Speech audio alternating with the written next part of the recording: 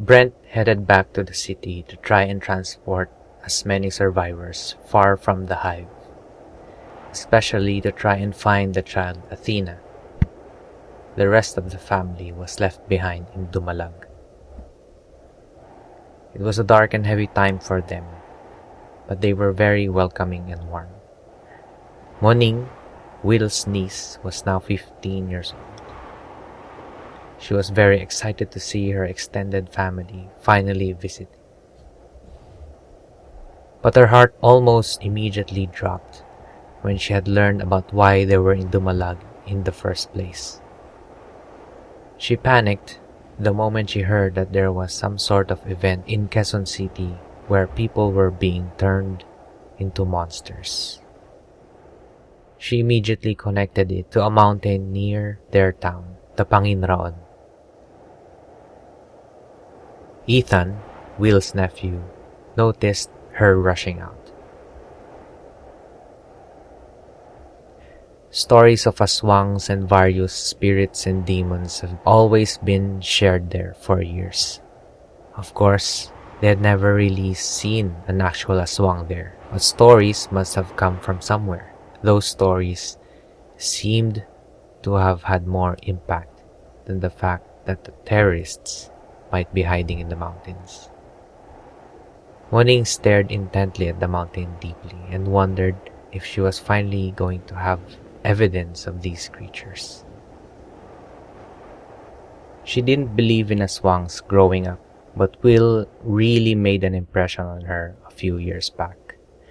She knew that Will was just teasing her as she was still young back then. But this became more and more real after all that's been happening lately. She then walked back home to get her binoculars.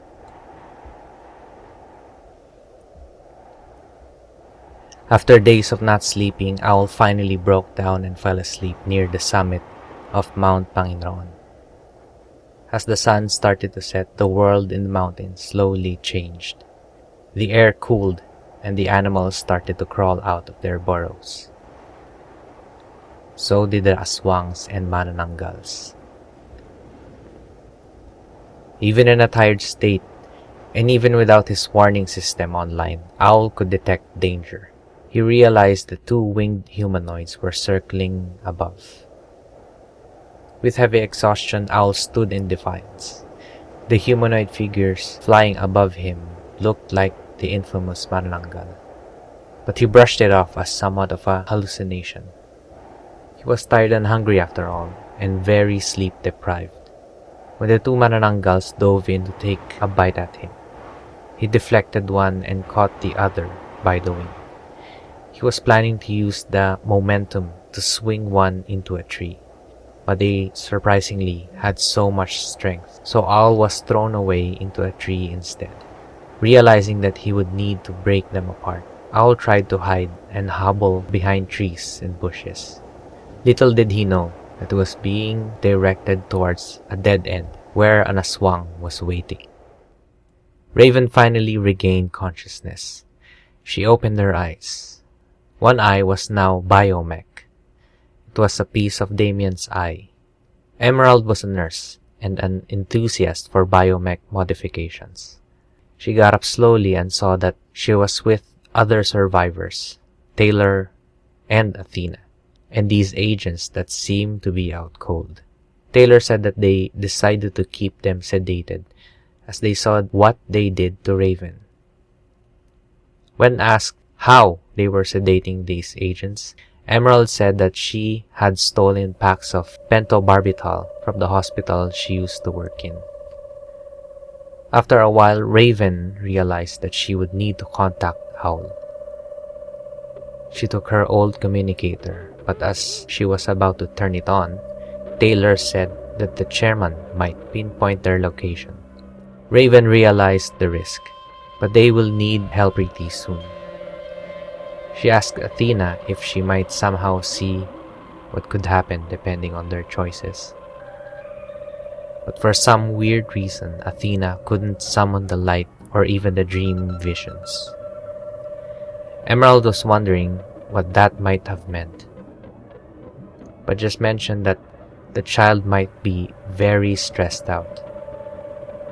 Athena was also very worried about her father. Raven suddenly felt pity for the child, and then she herself felt worry as she didn't know where her own family was, or anyone else she was supposed to be with at this time. Raven turned to Emerald and Taylor and told them that they really have no choice.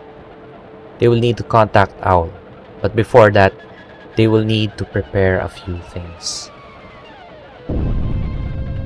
Speeding past Mindoro Strait, Brent received an SOS ping that was supposed to be for Will. It was his friend Raven.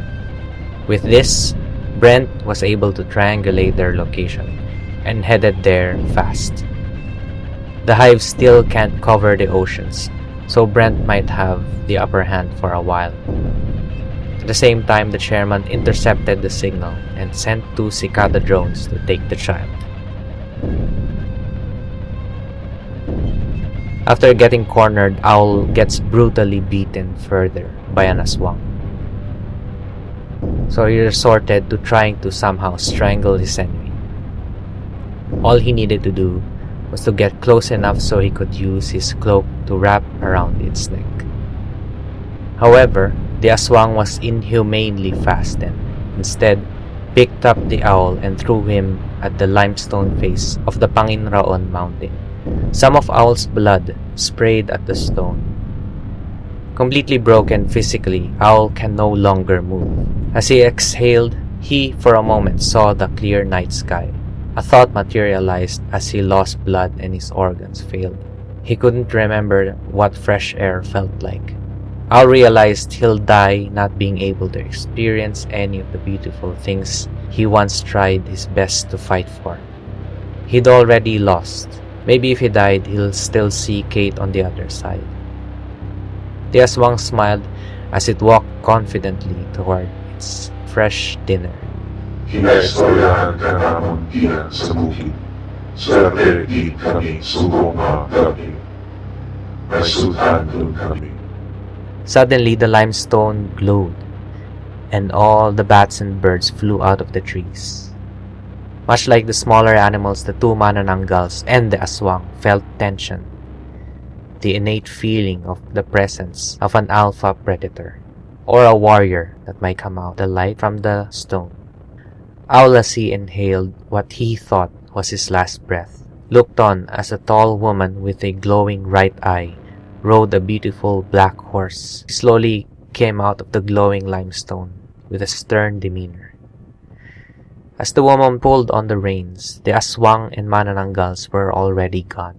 The woman dismounted her horse and bent down at him. She held his cheek as the owl lost his consciousness.